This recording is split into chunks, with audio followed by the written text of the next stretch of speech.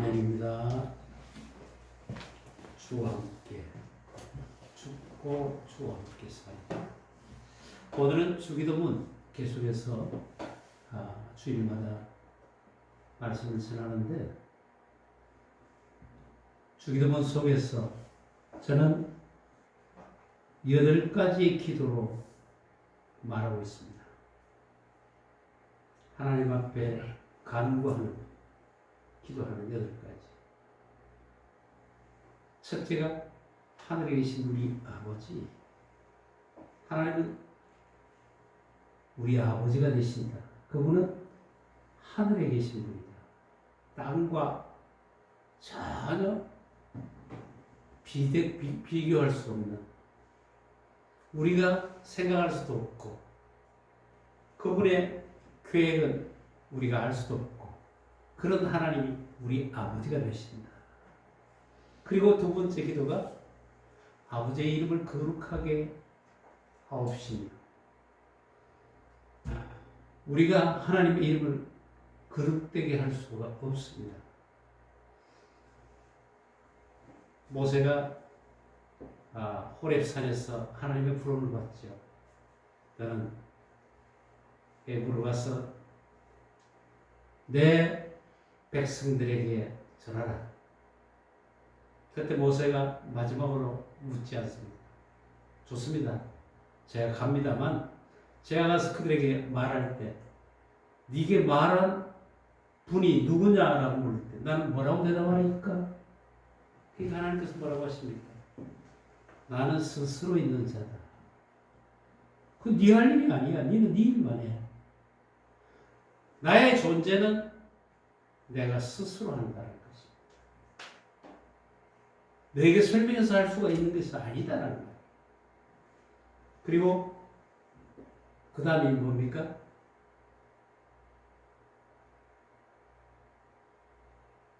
그 다음 뭐예요? 세 번째? 응? 아버지 이름을 거룩해 가시고 아버지의 나라가 오게 하십니다. 아버지의 나라는 하나님께서 이미 이루셨고, 하나님께서 또한 이루시는 아버지의 몫이라는 거예요. 그걸 믿으라는 거예요. 그리고 아버지의 뜻이 하늘에서와 같이 땅에서도 이루어지길 원합니다. 이게 우리의 기도입니다. 아버지의 완전한 뜻이 내가 사는 이 땅에 이루어지길 원합니다. 가장 중요한 것은 내게 이루어져야 돼요. 이 땅에 이루어지는데 내가 그 땅에 속하지 않는다면 아무 소용이 없겠죠. 오늘 우리에게 일용할 양식을 주시고, 양식의 문제입니다. 그리고 이어서 나오는 문제가 우리가 우리에게 죄의 연자를 용서해 준 것 같이, 사해 준 것 같이 우리 죄를 사해 주옵시고. 바로 오늘 이 문제입니다. 우리가 날마다 필요한 것은 하나님께로부터 받은 용서입니다. 그 용서가 우리에게 모든 것을 알게 하고, 용서가 우리를 능력 있게 만들고, 우리를 또한 오늘 살아가는 오늘의 삶 속에서 그 용서하심이 우리에게 능력이 된다는 사실입니다. 그래서 우리가 주일마다 고백하지 않습니까? 예수께서 돌아가실 때 나의 모든 죄를 다 가져가셨습니다. 죄를 다 가져갔다는 말은 완벽한 용서입니다. 그리고 그가 나를 위해서 죽으셨고 부활하실 때 나를 의롭다 하셨다는 거예요. 용서는 바로 의로움입니다. 이미 나는 의로운 자가 되었다는 것입니다. 잊지 않아야 될 것입니다. 나는 한시도 잃어서는 안 됩니다. 하나님의 완벽한 용서를 받은, 하나님께서 인정하신 의로운 자. 상관없습니다. 어떤 사람들이 내게 뭐라고 하더라도 상관없다는 말이에요. 하나님께서 내게 인정하신 하나님의 선포, 하나님의 약속, 그걸 붙들고 살아갈 때 우리는 비로소 어떤 자세를 갖게 되는 것인가, 어떤 능력을 살아가게 될 것인가, 거기에서 나오는 겁니다. 그러나 우리가 연약한 존재이기 때문에 성령을 따라 살기보다 육체의 소욕을 따라 살고 있지 않습니까? 그래서 참회의 기도, 제가 고백의 기도를 드리면서 그전에는 될 수 있는 대로 우리가 예배 기도에 대표 기도자들이 나오면 그 분이 생각하는 그 죄, 용서에 차오는 많은 그 기도에 할애하고 있어요. 그래서 이건 아니지 않는가. 사람들이 다 삶의 자리가 다르고 환경이 다르고 생각이 다른데 대표하는 사람이 나와서 자기 생각대로 죄를 잡고 생각하면서 용서해달라 용서해달라 하는 것은 아니지 않느냐.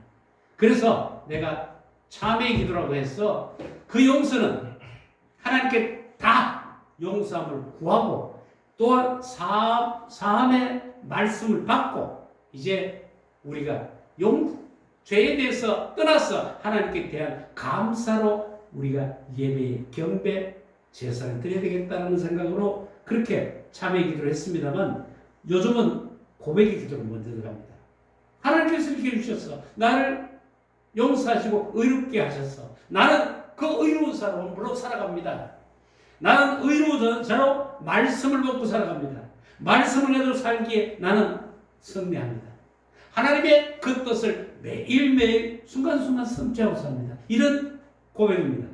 그러면서 그 뒤에 그러나 한 주간 동안 우리가 육체를 가졌기에 내가 알고 지은 죄, 모르고 지은 죄가 있지 않습니까?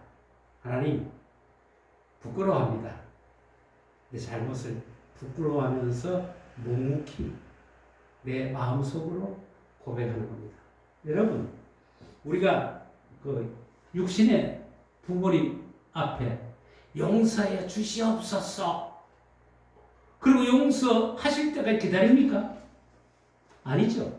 우리는 수없이 부모님과 살아가면서 부모님이 원치 않은 행동으로 부모의 마음을 아프게 하지 않습니까? 그러나 미안합니다. 아버지 어머니 제가 이런 잘못을 했네요. 라고 내가 한마디 하면 그 부모님 마음이 다 풀리는 겁니다. 이미 그때 이 용서가 다 된 겁니다. 아니야. 너가 하는 짓거리를 보고 내가 용서하겠다는 부모가 어디 있습니까? 그런 고백하는 그게 뭡니까? 교통이에요. 그게 부모와의 교제랍니다. 하나님과도 마찬가지입니다. 이게 필요한 거예요. 응? 나는 용서 안 받았으니 이제 다시는 용서라는 죄에 대한 언급을 하지 않고 하나님과 이제 교통해야지. 그게 아니라 순간순간 우리 부끄러움이 있을 때 그것도 하나님 이렇게 살았네요. 아유, 그래서 하나님 좋습니다. 그래서 예수의 피가 내게 좋습니다. 예수의 십자가의 능력이 그래서 좋습니다. 이게 우리 솔직한 고백이지 않습니까? 그리고 그 고백과 동시에 우리는 선언하면서 하나님의 의로운 자녀로 살아가는 것입니다.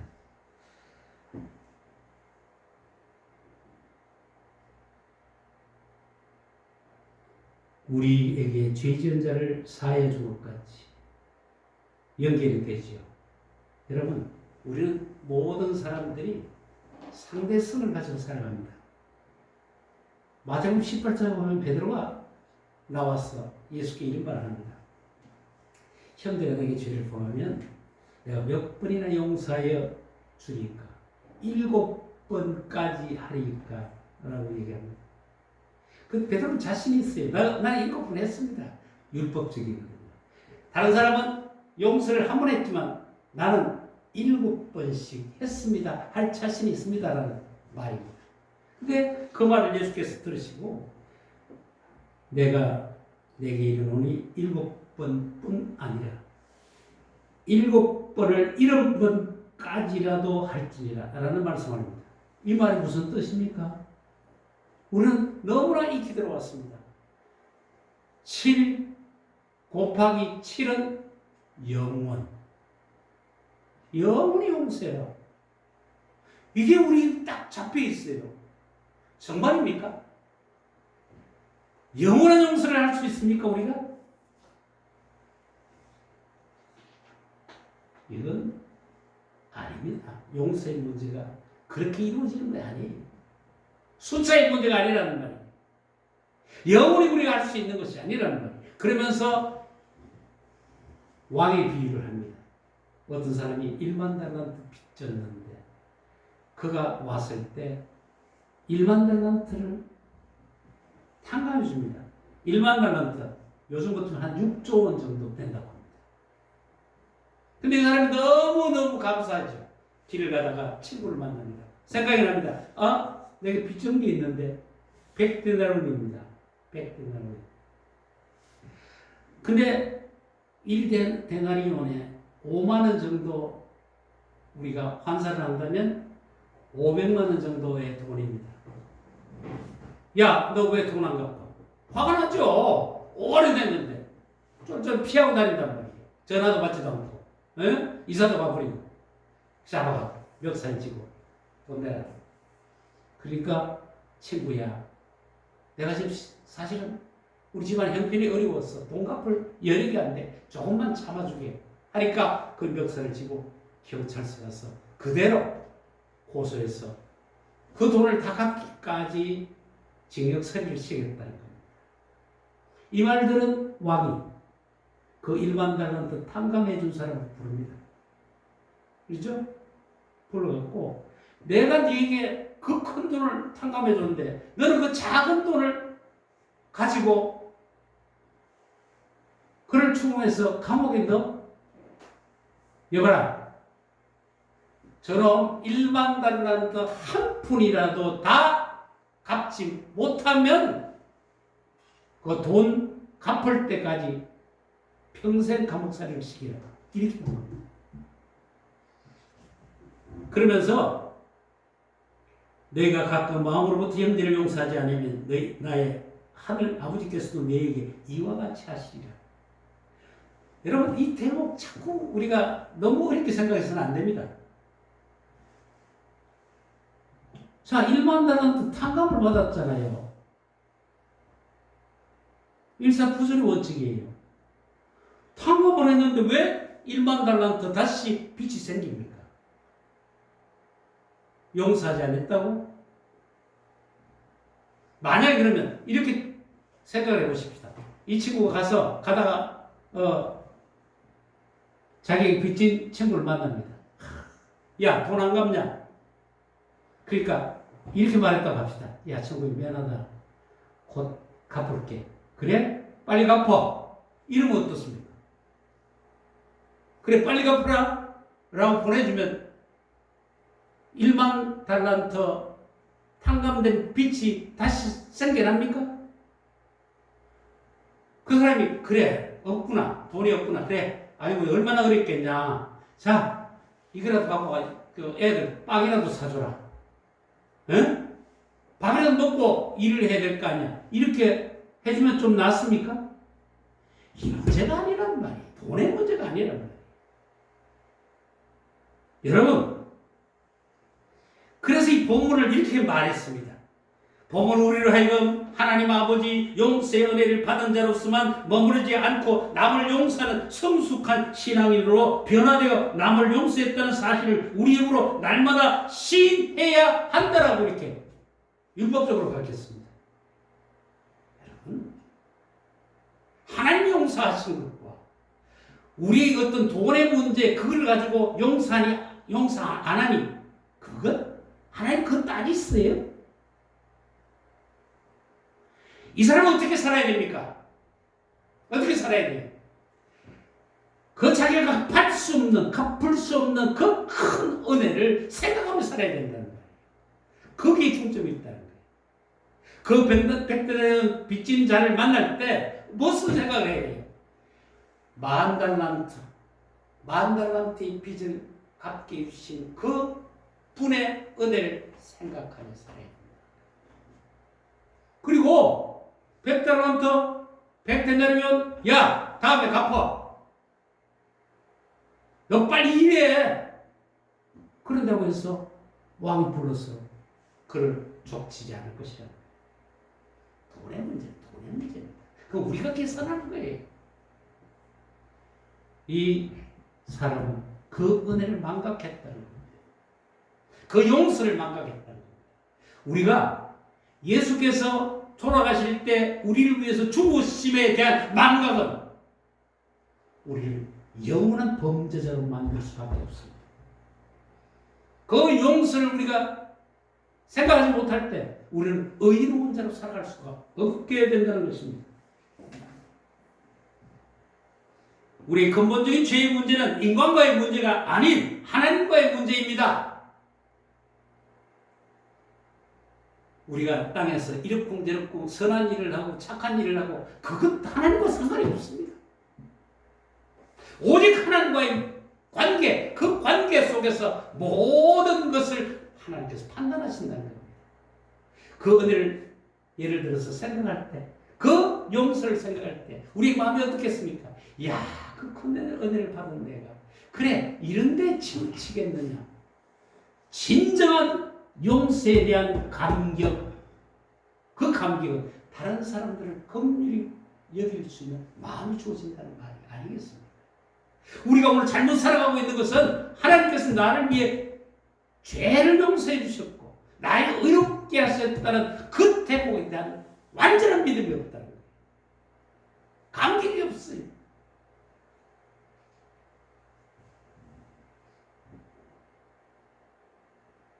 사랑의 문제입니다. 제가 지난주에도 말씀드렸죠. 마태복음 22장 말씀입니다. 율법 학자가 와서 제일 큰 계명이 뭡니까? 묻습니다. 예수께서 가서 내 마음을 다하고 목숨을 다하고 뜻을 다해 주님의 하나님을 사랑을 하셨으니 이것이 크고 첫째 되는 계명이 둘째는 그와 같으니 내 이웃을 내 몸과 같이 사랑하. 둘째는 그와 같으니 하나님 사랑과 이웃 사랑 똑같은 겁니다. 아, 하나님 사랑과 우리 이웃의 사랑 아닙니다. 그 근본의 이웃의 사랑은 그 이웃이라는 것이 내가 살고 있는 내 사회의 이웃 사람이 아니라는 거예요. 그렇게 생각하고 사니까 우리는 잘못을 저지른단 말이에요. 내게 잘하는 사람은 잘해주고 싶고 내게 잘못하는 사람은 그 사람에 대한 우리 마음이 차가워지지 않습니까? 호모이야 아우테 그와 같으니 첫째와 똑같다는 거예요. 하나님, 둘째도 하나님, 말해서 이웃, 프레시오. 그건 우리가 말하는 일반적인 이웃이 아니라 프레시오,